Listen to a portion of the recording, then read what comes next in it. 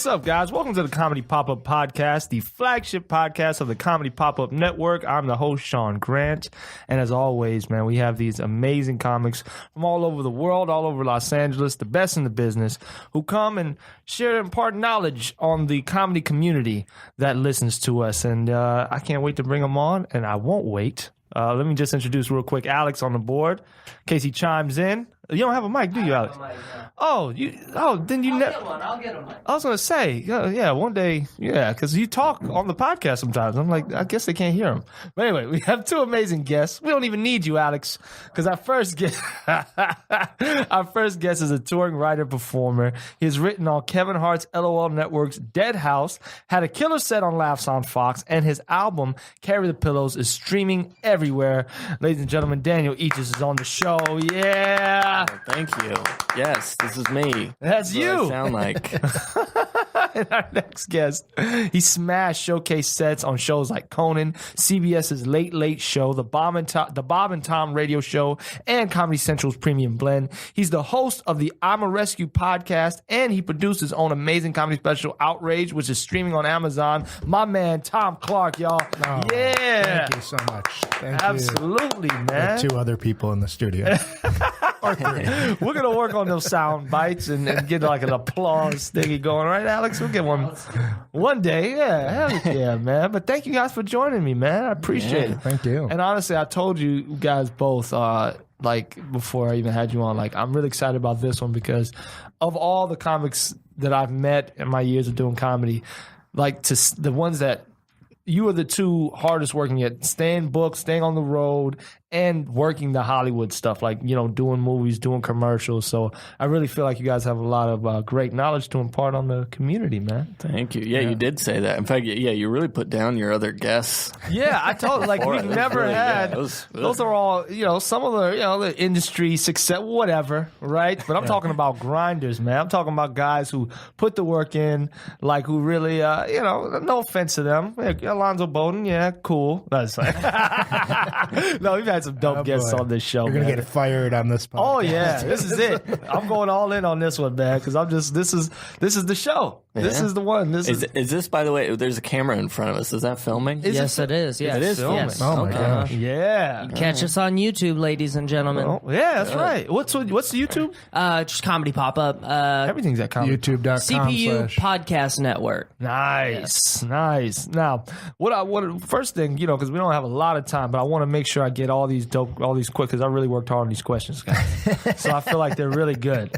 But for both of you, like, you're the best at staying booked all over the country, right? Like, so please let our audience know what a typical work day. I'll start with you, Dan. What's a typical work day like for you as far as staying on the road, and what are the best practices for that? Because I've even seen.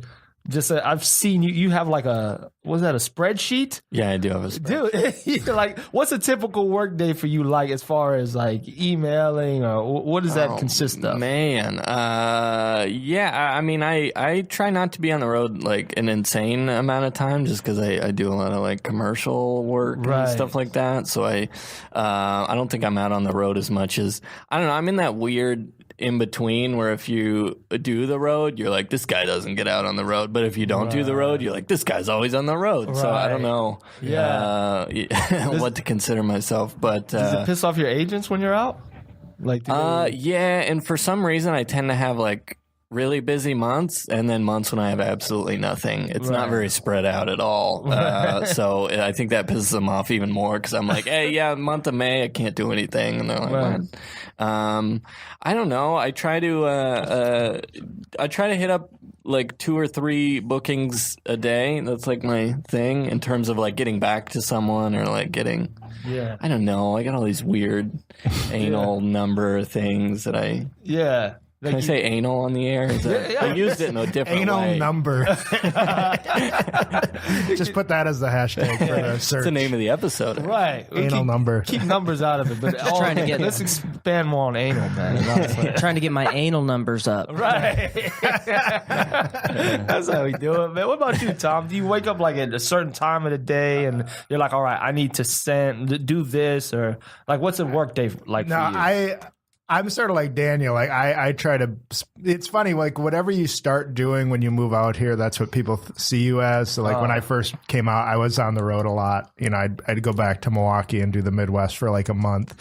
Yeah. And then, but in the last, you know, since I got married and stuff, it's like I want to be in town and I'm trying to do more acting stuff. So, I don't, so I spend more time in town, you know, I'll go maybe a week out of the month. But for me, it's like, I sometimes just look back at my calendar and I'm like, oh, in April, did this show in San Clemente. Let me hit them up again. Right. So I'll sort of look like 3 months ahead from last year's calendar and be like, oh, I should hit them up for work. Yeah. Because last year around this time was when I worked for them. So, I sort of just have my clubs that I enjoy working and try to keep going back as opposed to really seeking out new work unless somebody says like, oh, this room is great or they'd love you. Because sort of that whole emailing over and over and being like, hey, can I get in? Email me in 3 months. Email, like I'm sort of done with that because I've been doing it for so long. I don't want to go through with it. So I find the clubs that I like. Yeah.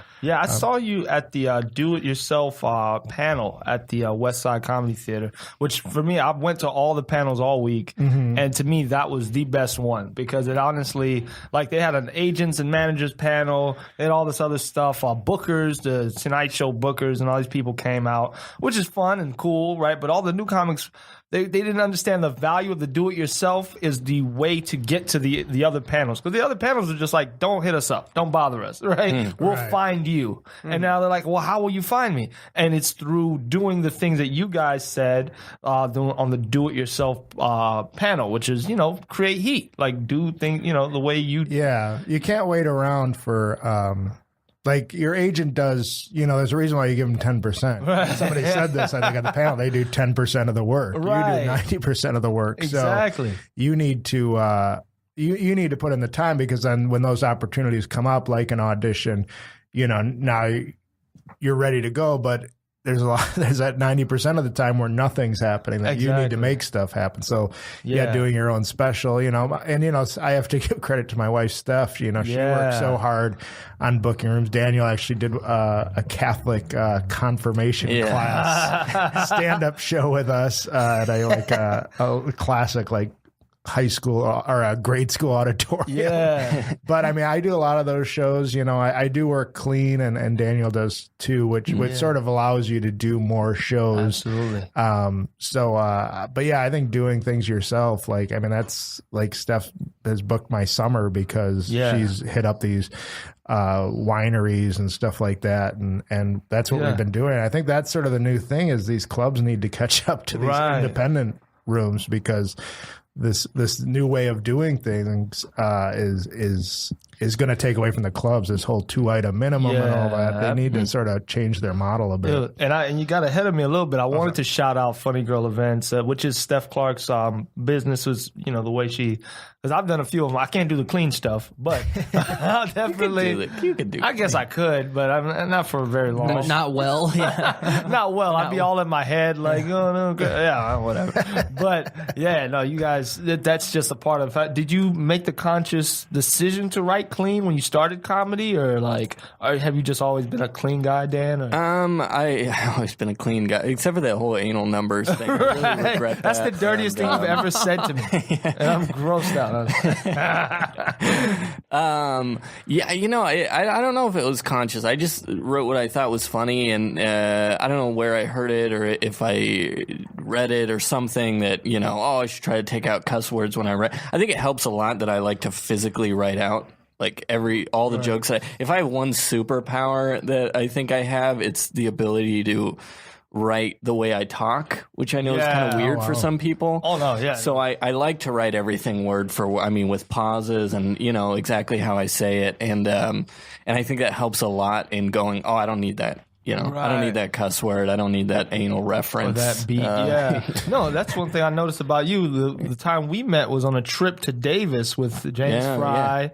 And he was like, he literally is calling back like the things in the conversation and things like that. Like in the car. heightening. Oh, I kill it on road trips. Oh yeah, it was great. It was I hilarious. need to stop. Yeah, I need to stop getting. I mean, you're talking about the wineries needing to catch up. They need to catch up to the cars, the road trip, comedy. You know what I mean? That's where it's at. You should be like an Uber, like somebody that drives in an Uber and entertains the customer on the trip to their. Yeah, I'm trying to build it up to limos and buses and stuff with more people in it. But did you start off clean, Tom, or like? I've always pretty much been clean. I always think it's easier to go clean to dirty than it is to go dirty to clean. Right, so I don't know if it was a conscious choice. I just think it was just sort of my sense of humor. I was more weird and like I liked absurd and silly, and I think I don't know. I just sort of enjoy that more. I'm a big Steve Martin fan. He really didn't swear that much in his act, which is sort of surprising. And I think I sort of like that Brian Regan or even Nate Bargatze is just they're just funny, and that's to me is the bottom line. You can be funny however you want. Right. Bill Burr is one of the greatest, and I don't like he swears though, but it's like no, he's funny regardless. So I never say like you should work clean. It's like just be funny. Like, that's the main thing. Nate, I talked to Nate once about that. I used to work at a club in Denver, and he was doing the weekend, and it occurred to me after the first night. I was like, he's completely clean. And I mentioned it to him. I was like, I didn't know, like, I never noticed you were a clean comic. And he's like, thank you. That's like the best, he's like, I come from a Christian background. I didn't want to be repulsive to my family, but I also didn't want, comics to look at me and go, he's a clean guy. So he works really hard on, that's like what he considers his like superpower. A real joke rhythm. You don't notice it's clean because it's not, it's just like, it's not corny. Is that what you It's funny you say, because I don't know about you guys. I hate the word clean. Like I mostly hate when people say, because I think of myself like if I was an audience member, would I go see a show, a clean show? Probably not. Right. You know what I mean? I just don't like Sounds boring. Yeah. And it comes across as sort of holier than thou. Like, it's like this is clean. Like family friendly. Right. Yeah. I did a dry bar comedy special, and that's like their thing, and they come across as so like. Sort of patronize, like clean comedy. You can have a neck tap, but if you don't say fuck, they're like, you're the guy. Right. Yeah, I think the best at it are like for example, like Cosby. Oh God! All right, maybe not. Just as comedy. Let's just take the other stuff out. He worked so clean, but he was clean. Very clean. On stage, he was clean, but he was, although he did have a bit about Spanish Fly. Yeah, about drugging women. Yeah. Right. Yeah, which he didn't really realize. But it was clean. It was clean. He didn't curse. I think clean is changing by society too, because like I was at the movies the other day, and this preview came on, and the first 4 words of the preview, it was like some teenage girl, and she's like, fuck them in their fucking faces. Yeah, and you're like, that's the preview. That's like the society 10 years ago, a preview would have been entirely, that wouldn't have flown. Right. So I think clean has changed drastically with the internet too. And with networks are trying to keep up with Netflix, and so like now NBC and CBS are like, do we need to change like saying shit on the air, and like just we have to loosen our standards if we're going to keep up. If your partner just got shot and you're not yelling fuck, it's like dang it, darn it, you guys. But I mean, you guys, it's just a natural rhythm, the way you speak. Like Cosby, like certain guys, it wouldn't even sound right if you tried to, it wouldn't, you know what I mean? Like it would just. I tell people that all the time when they're like starting out and asking for advice on it. I mean, obviously you can probably get more work if you're clean, but I feel like I can see right through somebody who's naturally a dirty person and they're trying really hard to be clean, and vice versa too. When you see somebody trying really hard to be dirty and they're like naturally a clean, you almost see right through it. Yeah. But when you when you like swear in your act, it doesn't come across as like force. It's just sort of your natural. Yeah. Like it's kind of like in the fabric, which has hurt me a lot more than even like if I were to punch up the curse word. You know what I mean? Because I don't even realize it's in the fabric of the way I speak. Kind of like a Cedric the Entertainer. Like he says shit and the N-word a lot, but you don't realize it because it's just a part of the fabric of his That's how he would talk to you. The way he speaks, you know what I'm saying, nigga? Goddamn, nigga. And it doesn't sound like he's saying nigger. It sounds like it's just a word. It's just like a thing, like part of his cadence. It's almost under his breath. But yeah, so I picked up on that, and I'm like, oh, that's my problem, because people are like, oh, you curse a lot, and I'm like, what? And I'll go back and listen. I'm like, oh man, these little shits under, because your swears are sort of other people's ums, right? So instead of saying you're like shit, you know, shit. Goddamn. Anyway, it's like, right, damn. So if you just learned to like, okay, I just gotta say instead of shit, right? Yeah. And I do it like for certain sets where I have to work. Like I have the laugh tracks taping coming up again, where I have to take those beats and they write notes for you. So I put my Mexican joke up last year, and I couldn't say Mexican guy. I had to, because the joke is I get robbed by a guy, Miami black guy. Then I got robbed by a Mexican guy. He was so friendly about it, I didn't realize it. But they say you got to say LA guy, you got to say Miami guy. You can't say Mexican, because that's not black, racist. Right? And then when you do the LA guy, those Angelinos, right? But I didn't realize the crowd didn't really. They're like, what? And then when I do the accent, they're like, all right, we caught up to it. We get what you're saying or what's happening. But yeah, for TV, people understand, I think, a little more. Have you?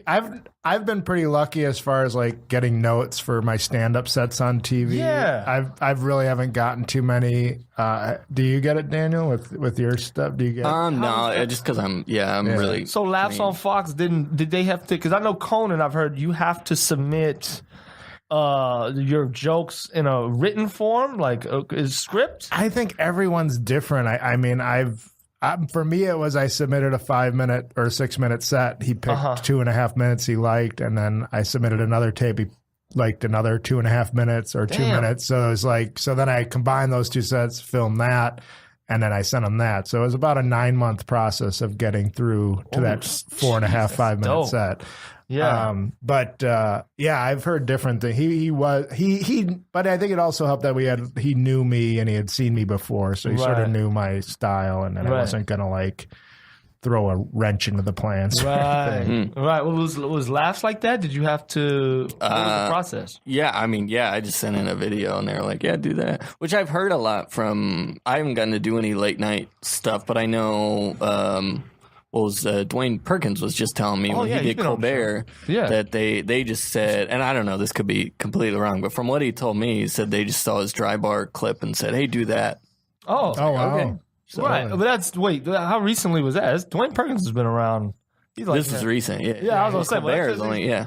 Well, that's one thing I don't with the talk shows now is like a lot of these, they're not even in the studio. Like I know with Colbert, I don't know if they still do it, but they just basically film 5 comics on like a Friday night when Colbert's gone, and then they film like, here's Dwayne Perkins, and then cut, and then here's Dwayne's set.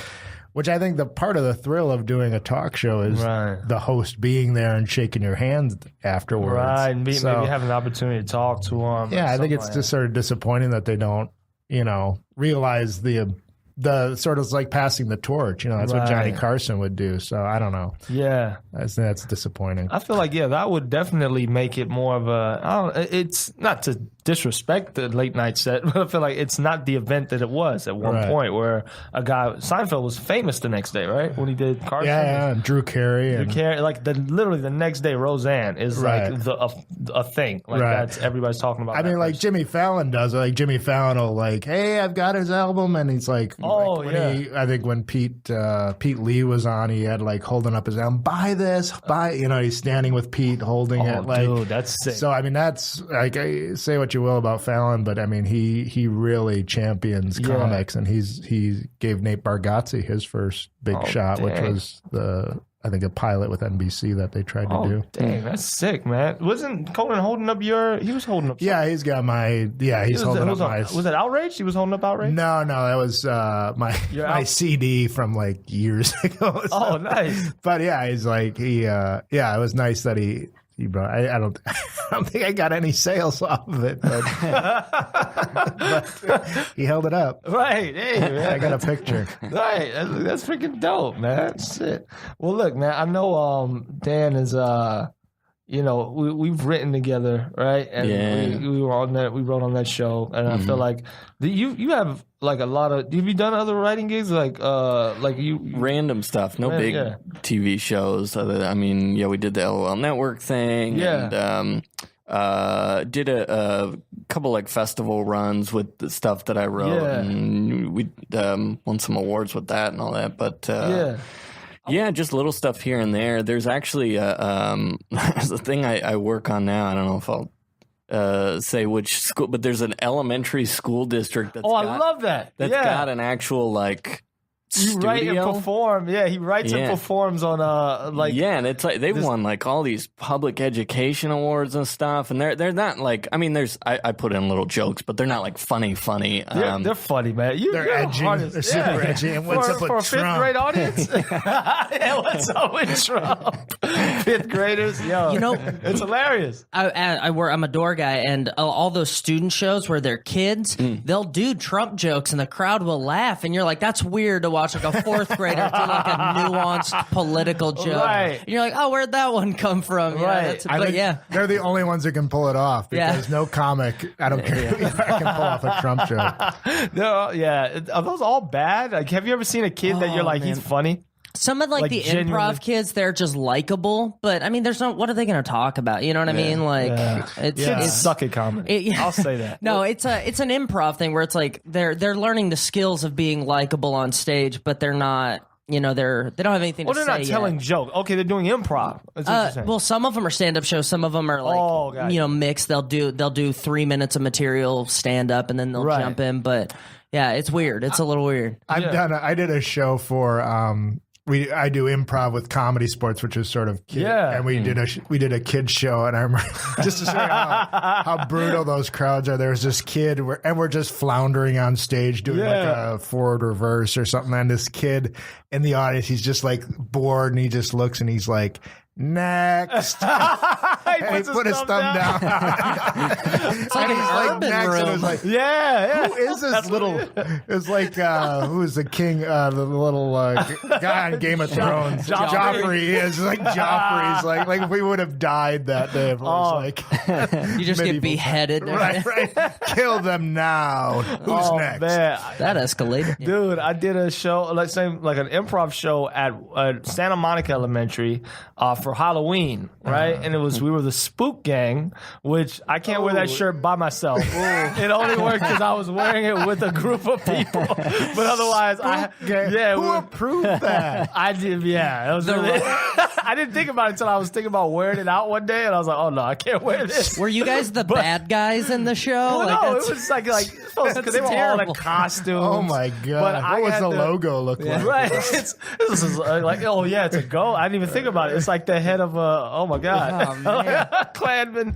Did the writer have a mustache? Jesus. Right. Oh my god! I didn't even think about it. But it was the kids obviously didn't get all that, but they were. I pandered. I threw candy in one scene, and the kids loved me, and they were like, "We like you. We like you." And like we're like boy, like they were like ignoring the other people. How to play to your crowd. I know, dude. I know how to pander to 5th grade. Let me one up it. I got asked to do a stand-up show for kindergartners. Oh my god! Oh yeah! Did I call you about that? I might have called you. It was like a 20-minute spot because you're looking for a magician or something, right?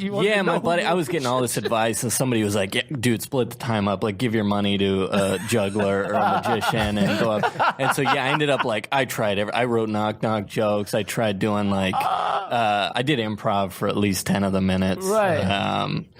There's a funny clip of Zach Galifianakis doing. He's doing jokes for 4-year-olds, and I'm trying to remember but yeah, it's like the only thing that would get laughs was if he would made a sheep sound, or he'd be like, what did the chicken say to the rooster? Booger. And then the kids just loved booger, and they would just say booger over and over. And that became the whole thing. So and for 20 minutes they could do that. But, oh my god. It's kind of genius, actually. I mean, they at the improv they do in the summertime teen tours where they'll bring in a bunch of teenagers. And those, they're staring at their cell phones the entire time. They have no they're impossible to keep their attention. Right. Oh yeah. But Neil Nando went up and he did like a bunch of video game jokes and like rapper jokes, and they loved him. And he's like, and he like had this moment on stage where he's like, "Fuck, I just found my crowd." And it's like all these 14. It almost sucks. When they like you. Oh man. But what I was getting at was, you're not in the WGA and with all that stuff, right? With the writers. I'm not in it. No. Yeah. I mean, I don't even know.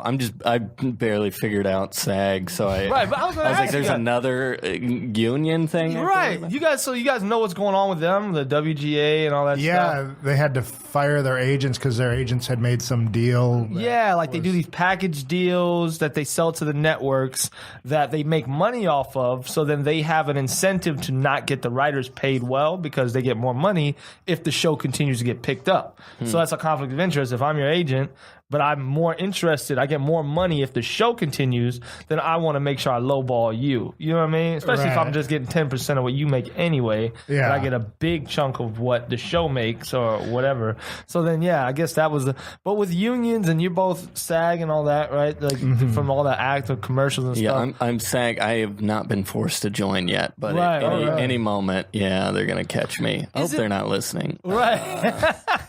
And Don't worry. Right. He's undercover. SAG, baby. He has a badge.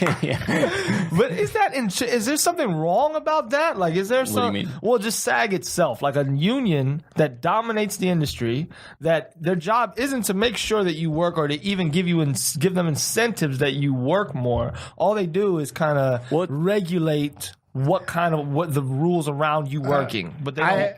They are good. I mean, I did a show recently and they forgot to give me like dinner or something during my. Okay. So that ended up being like an extra $150 because they missed my meal, which I didn't realize because I came in at like 4:00 or whatever. So, so there are like kind of cool things that they do for you, and they set this wage. Because I mean, look at comics. Like we're doing gigs.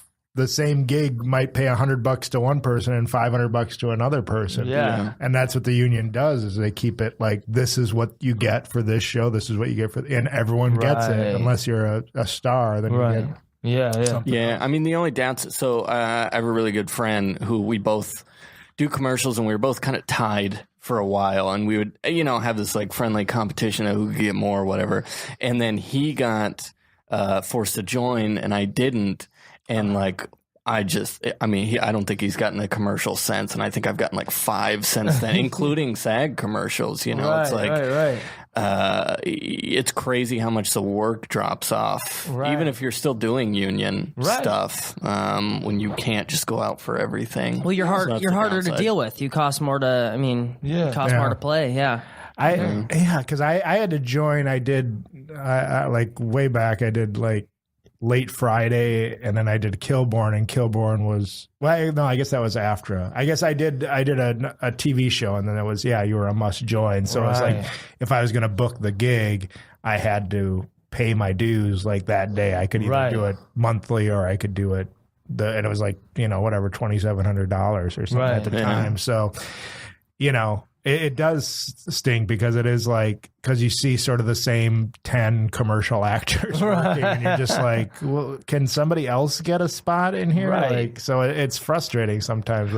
What sucks too is that these, like with the commercials, it costs these companies so much money to do a SAG commercial. A lot of them are opting to go non-union. They're all Budweiser. Like, I see them. I've had the most amount of union commercials not air. Because I guess just decided to be cheaper. Let's just film it, and then it'll be cheaper to decide later if we want to air it or not. Wow. And the problem with that is, from what I've heard, the dues are based on this idea that like, well, you're making a lot of money, so it shouldn't matter if you have to pay these, these kind of high priced dues or whatever. But like, for me, I think the second I was eligible, the last 2 union commercials I had done didn't air, so I didn't get any of that money, and I was like, man, if I'm forced to join off this, like, it's gonna suck because I don't have as much money as they think I have on paper. That's freaking crazy. So I mean, that part of it sucks a lot. And you get these big. I mean, it was like I did Google, Amazon. Those were 2 of the biggest companies in the world. Both were non-union.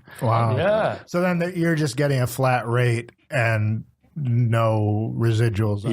Flat rate up front. And the problem with that is now you have, when super big companies like that do it, is they treat it, I feel like with most non-union commercials, the company, I mean, they're not small companies by any means, but they're like, hey, we've put a lot of money into this. Yeah. We already know the script is good. It's going to air or whatever. Yeah. But with Google and Amazon, from what I've heard and kind of what I've experienced too with them, is they'll just film a ton of commercials because it's not costing them very much at all, non-union, and then they'll just, we'll air one of them, or, we don't like these. Because they air it on their own streaming thing, right? So it's not that they pay for the... yeah, sometimes That's a great point. Yeah, Right. I mean, that's actually a very good point, yeah. Right. It's all 100% profit. That's crazy, dude. Like, I had the same situation. I went SAG. I thought I did a trick. Like, I was like, I'll go SAG Georgia. Because the lady was like, do you want to go... I was using an address that my mom was at when I first joined, when I first moved out here. She said, oh, you can go SAG Atlanta. And it's cheaper, but just if you get work in LA, they'll make you pay the difference, which it was $1,500. Right. So I was like, okay, but if I get work in LA, I'll be rich. You know what I mean? Like, it'll more than pay that. And I got Marin. I did 5 lines on a guest role on IFC's Marin, and it only paid $950. I was like, crap. And so I had to take that money and then whatever money I had left and use that to pay the $1,500 off. And then you get, residuals, but it's horrible. It's really, really low. Like, I did Meet the Browns on TBS, and I thought I'd be rich forever because the first check was crazy, but then it goes down incrementally year by year. So now it's $14 checks. When I worked in hospitality in Vegas, and the union that went after the UFC because they were owned by station casinos. The food and beverage union out there, they're old school mobster tactics. Right. They would organize these sit-ins where they would come into the hotel I worked at, and they would just hundreds of people would just sit on the floor in the casino. What are you gonna do? You gonna arrest all of them? They would stand outside our venue and harass customers that would come in. And so me naturally, I'm when I see unions, I'm like, yeah, I mean, you guys do good, but you guys what is the food and beverage? Who are they protecting? The workers, the employees of the casinos. Waiters, yeah. I forget the exact union or what, but they're convention servers and people who are employed on very large scale banquet catering kind of stuff. But a lot of the bartenders in town too, what they did to the UFC or to station casinos, New York wouldn't. That same union, was having the UFC couldn't get into New York for years because Stations Casinos owns the UFC. And Station Casinos is the 5th best employer in the country. Right. So their people are we don't want your shitty insurance. We get way better insurance. And they blocked them from coming into New York just because of that. Yeah. Is there a good way? So that's what I was leading up to. Is there a good way? I know you mentioned it, Tom, for there to be a stand-up comic union, right? Where maybe we don't have some of those bad, things like that, or what's a way that we could maybe do something like that in a perfect world? I've actually thought about it because I'm pretty proactive. I wasn't getting residuals for a Byron Allen show, and I had to go to the union and be like, look, this isn't happening. This is still airing 10 years later. Right. And so I'm very big into comics sort of sticking together, and unfortunately we don't. Right. But I think if say the Improv and Levity or whatever, if they sort of said you have to be union to play our club, so but they do a lot of these sort of bringer type shows where it's these promoters are doing the shows there because they can't fill the room on a Monday, Tuesday, Wednesday. So we were talking about these private rooms, these bar shows, and these indie rooms. I think if the Improv or Levity did that, I think you would lose most of who's I think that would actually kind of hurt clubs, don't you think? I mean, the indie rooms are already better. Yeah, that is true. And now you're going to not be allowed to work indie rooms because think about it. If you went down to, Venice Underground, they're not going to be paying union dues. So they're going to book non-union people. So that means if you work at the Improv, you can't also, if it's unionized, you can't do shit like Bronson show, so. Right. But it's can say I'm just trying to think of how it would work. But if a higher level comic, if say a Nick Swardson or Chris D'Elia or something, they couldn't work these like I know like they go to like Hong Kong Inn and Ventura and they do these shows and they pay. I don't know. I don't know. I guess it's a tough thing to make work, but it's like they'd have to work certain rooms. If it happened in the 70s during that whole like where they did the strike against the against the Comedy Store and kind of the Improv a little bit, where they kind of had to make them come out of pocket for something, maybe it would have been a little more established. I mean, Dan, do you see a way that could be possible for stand-ups? Or I think it's just so hard because there's no regulated ticket prices. Like, see, even big comics charge different amounts depending on where they're at and how big the venue is and what night it is. And they're not even doing clubs anymore. They're going to theaters now. Right. Like, so it's a tough thing. It's like, maybe if you did it like that, like how the big guys just do door deals, and then that's not union protected. But then the wage, like you said, because you have some clubs that pay the feature depending on $150, and then they might pay another guy $250, whatever, $350, or however it goes. Let that be regulated. Maybe is that a way to do it, like on weekend shows? Or it should be a certain amount. I mean, but now a lot of clubs are getting rid of their feature acts. They just have like three guest sets and a host and 3 guest sets, and then the headliner. So it's tough. There's very few rooms that do the standard format. So, I think, when I started in 1994, the wage for MCs was $25 to $35. The wage for features went anyway from 50 to 100. And I don't think that's changed. That's still what we pay at the Improv. Yeah. So it's like nothing. You don't even get paid $35 in the lab. I mean, in the main room you do if you host. I shouldn't say that on You guys get paid? That's 25 years. Wait a minute. Oh, boy. He's on to us. Sorry, Dan. Oh, man. I was doing it for the love of it. Right. Well, I think there's so many guys who, like, I think even subpar guys who aren't good are like, I'll work for damn near free. I just want to get up in front of people. And I think we devalue ourselves in a and there's also supply and demand. There's a huge supply of comics right now too. So we're at a bad place to start asking for more money. Yeah. Well, but I mean, there's very few that do. I can't. But all these actors like that do like what Tom and Daniel do. Like, you know what I mean? Like, there's just a difference in like when somebody like that hits the stage and what the crowd, how they're responding. As opposed to somebody standing on stage and speaking, but if you're struggling to sell chicken fingers, all you care about is your people are there. I got it. Yeah. But comics should be, if you're running an independent room, like we're lucky because we live outside, we live in Agora. So, but we ask for a certain, we ask for money from these wineries or breweries or whatever. Yeah. Like we want $200, we want $250, we want for comic pay for comics. That's like, beautiful. Like a flat rate. A lot of places or a lot of people don't, like a lot of producers don't negotiate that in with their venue. They just are happy to have a stage, and it's like no, like and the venue needs to be into it. They need to like. They don't take you. Honestly, I work on like free shows. I'm a younger comic. We produce free shows. The venue doesn't take you when your price is zero. They're like, these guys are zero guys. They have when you to come lose. in and exactly. When you come in, I mean, when you ask for money, it's your job to deliver. Sales too. Product, you have to make them money, but.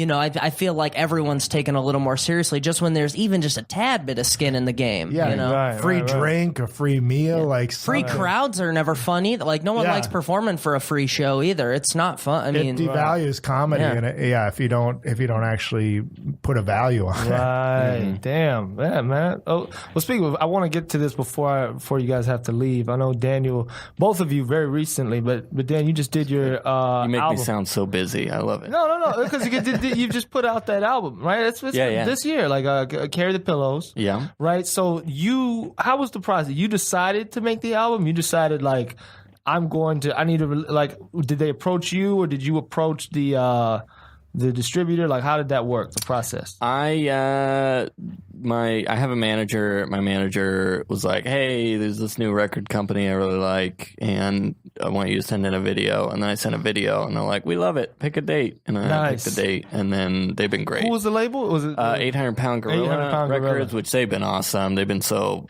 easy to work with and just well connected. And do they do music as well or just comedy? As far as I know, just comedy. Oh, very cool. I think they're based out of Tennessee, but they've been getting some really high profile clients. Right. And Where'd you record it? so I did mine in Huntington Beach, the Rec Room, which everybody told me, because there's some like sort of staple clubs that people are like, a lot of people record there or whatever.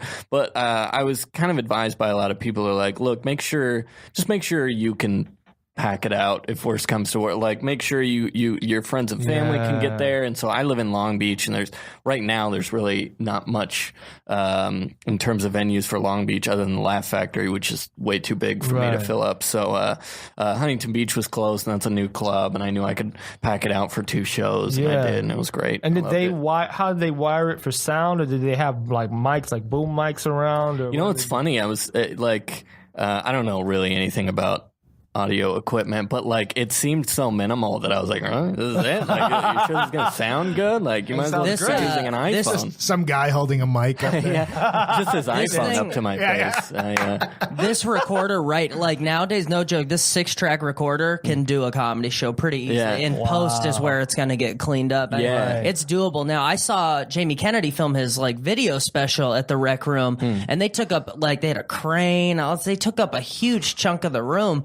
Audio, I feel like, especially now with podcasts, it's just it's doable and it's listenable. People are back to listen and stuff. Did you guys see Comedy Dynamics is doing albums too for Reagan and Watkins? So I think the album thing can, like, it might be coming back just with it's with fine. podcasting and audio. And I didn't realize, like, I don't have XM radio, so comedy station, out of sight, out of mind. I'm just like, I don't know if this is that died years ago, but no, it's like big, and that's where a lot of money is, and this label has been really good in getting me on that, and you're on the different, like, raw, what is it, not Raw Dog, but that's what's funny. I got on Raw Dog. That's how good they are. You're on Raw Dog and your anal numbers aren't up. You put that clean stuff on us. So that doesn't sell this record label, right? And they got me on Raw Dog. That sound exchange is amazing. That money you make, and that is where a lot of the money is.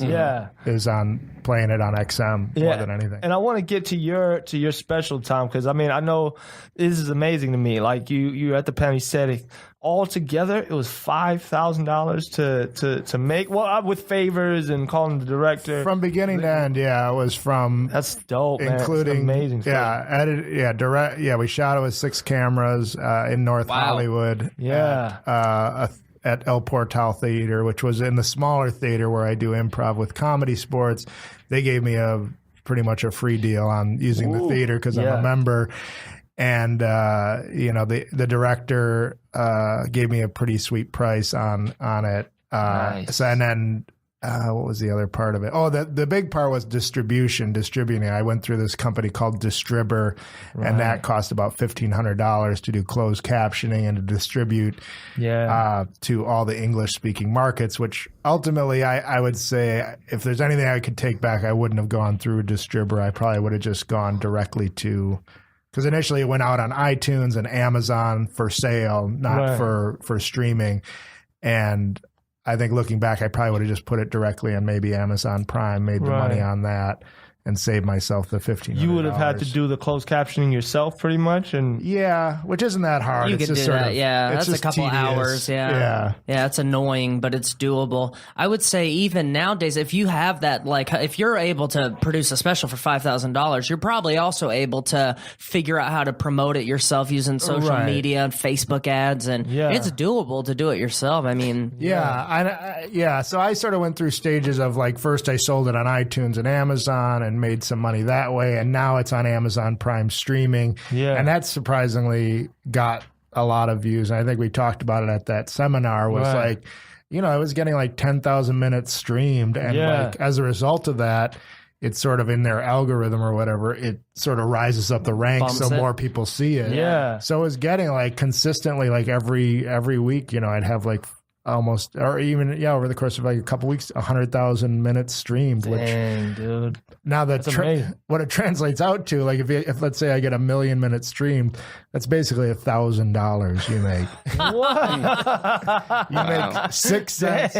Ticket sales. Yeah. 6 cents for every 60 minutes streamed. Oh, wow. So it's crazy, the minimal amount, but it's Cent for every 10 minutes, and most people watch specials for 7. That's crazy. Right. Yeah. Is that true? No, I mean, when was the last time you watched? I feel like I never watch more than 15 minutes of a Netflix special. You know, if it's good, I'll just get lost in it. Like I was Really? just watching Tom's, and you just get, because it's like it's just watching a show, and you're like, oh, okay. I also work in clubs, so I see these guys work this shit out over and over. yeah. So maybe I'm a little biased, but yeah. Right. I mean, if it's not good, I've watched some of that Comedians of the World. No offense to any of those guys. I don't know a lot of them, but I'm just like, oh, God. Like, I can get through 30 seconds. Yeah, some of them are rough. I mean, that's just a long time when you're watching stand-up and you're not into it. Yeah. But some guys, you're like, you're like, oh, yeah, man, this was like just watching great comedy. And from the comfort of your, you know what I mean? Like, I've always been an album guy anyway. I love specials too, but I mean, I can drive and like kind of, it's not, I feel like I'm doing something else.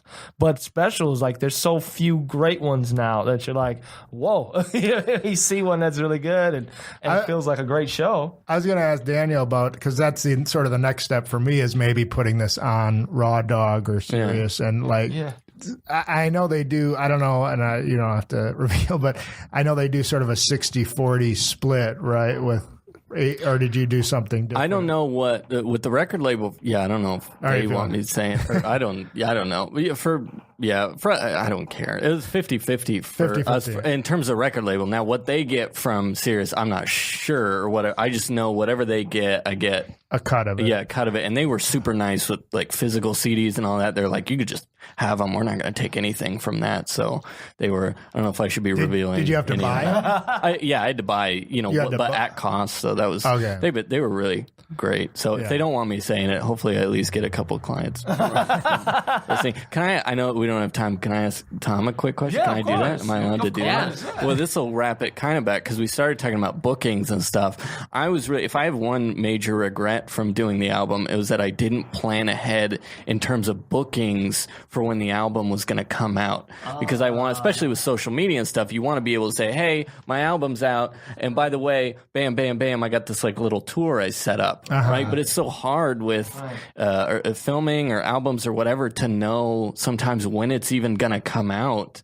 That do you plan ahead? Do you say, like, I think it's going to come out here, I should set up a ton of shows? Because mine came out in early October, and my October, I didn't have anything. Right. Yeah. And that sucked.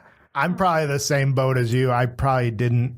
I mean, I sort of knew, like I said, okay, I want to release this in November. And then there were some hiccups along the way. That's sort of the thing that upset me about this distributor company was there were some hiccups along the way where it's like, but then we got to wait for this. And so it's frustrating. But I sort of had a release in Milwaukee where I was like, okay, it's available. And we did a show and then so people could pre-purchase it. So I was like, okay, let's all pre-purchase it on iTunes. So it'll be in the, top 10 or whatever when it comes out. I would say not so much for a tour, but I would say trying to schedule something to like make people buy like a party or something like that so that people are like, all right, you guys, it's now available. Like, let's all pre-purchase it. So, so that when it does come out, now it's on the front page of iTunes and then people will.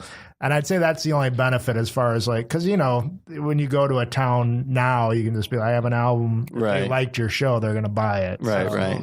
Yeah. So I don't know if that makes sense. Yeah. I just didn't know, in terms of, we were talking about like building heat and stuff like that, just knowing that, bam, album's out. Now here I am doing all these shows to promote it. And then other people say, and it just, this snowball effect. I think just me, like almost the way I did it was like a year later, I released it on Amazon Prime. And that was probably more of a launching pad than the initial launch. And I didn't realize that was going to be it, but so many people have Amazon Prime because they want the free shipping that more eyes got on it. So I don't know what Amazon Prime, I think they just changed their model a little bit. So I don't know but the 4 months that I had it, the way their old model was very beneficial for me. So and it's probably more accessible to comics at our level. Yeah. And before we get out, I know you do the I'm a Rescue podcast. Is that with Steph? Do you guys do it together? Like, how does that?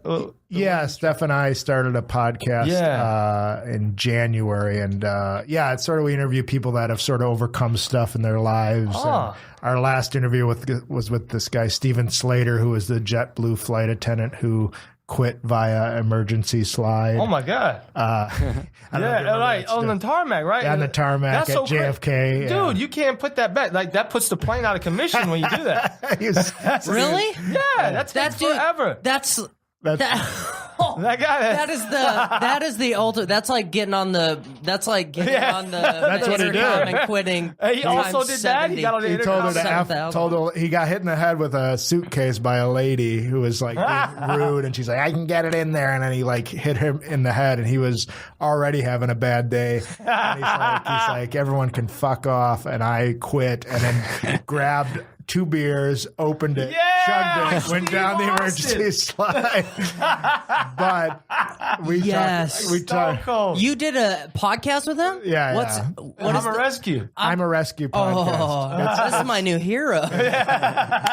So it's I mean that's sort of what we want to do is more so sort of people that but it's like it's interesting his story after that because his life was kind of falling apart. So as much as he was a hero, is like he was battling mental illness, he's battling alcohol and drug issues. So it's sort of where he is now. We interviewed him in a park in San Diego, so that's sort of where his life is. Is that where he's living now, in a park in San Diego? He at one point he was. Yeah. Now listen to the podcast, man. Yeah, I'm gonna check it out. But yeah, we love doing it, and it's sort of because I just when I talk to comics, just listening to the sort of their struggle, like when you're doing the road trips and you know things get you talk about stuff. It's like wow, like this person has led a whole life before they got into comedy that you don't really get to see. So that's sort of the goal with the podcast is sort of to look beyond just the stand-up, to look at sort of their personal lives and to not even just do just stand-ups, but other people too. Yeah, that's dope, man. And how can people stay in touch with you? Like the TomClark.com? TomClark.com. I'm going to be, I booked a role on a show called Euphoria on HBO. Yeah. I play a biology teacher dope. with a heart of gold. Like Daniel, I rock the vest. Daniel had that commercial where he's the second handsomest guy in the office. Yeah, I was like, I told Koss, I was like, I gotta wear a vest. Right. Something about a vest that just emasculates you. But it was fun. It's a very dramatic show, but hopefully if they keep the scene the way it is, it'll be pretty funny. Oh, that's it's dope. episode 2, so in June. Man, check it out. And this will be out next Tuesday. And Dan, I know people, is it at Daniel Eachus on Instagram? At Dan Eachus. At Dan Eachus. EACHUS. Yeah, Instagram, Twitter, all that stuff. Yeah. Make sure you guys get the album, man. It's streaming everywhere. You can get it on iTunes and Amazon, right? Yeah, Spotify, all that good stuff. Man, guys, thank you guys so much for being on the show, being a part of it. So, guys, go get Outraged, go get Carry the Pillows, and there's some comedy pop-up shows coming up next week, right? Yeah, live shows. That's a great question. Let's figure that one out. While you're looking at that, get Sean's album too. He's got an album now. I got your on album. Amazon. Right? I do too. Yeah, I appreciate it, man. Yeah, thanks for getting that. Yeah. And I'm First of his name. I don't think I ever said my website's TomClark.com. So that's so after you're hearing this, our next show will be in Huntington Beach. Follow us on Comedy Pop-Up, at Comedy Pop-Up, or CPU Podcast on Instagram for all those details. That'll be on the 10th of May after this one drops. But yeah, guys, thanks for listening. Yeah, thank you guys for tuning in. And take care. Goodbye.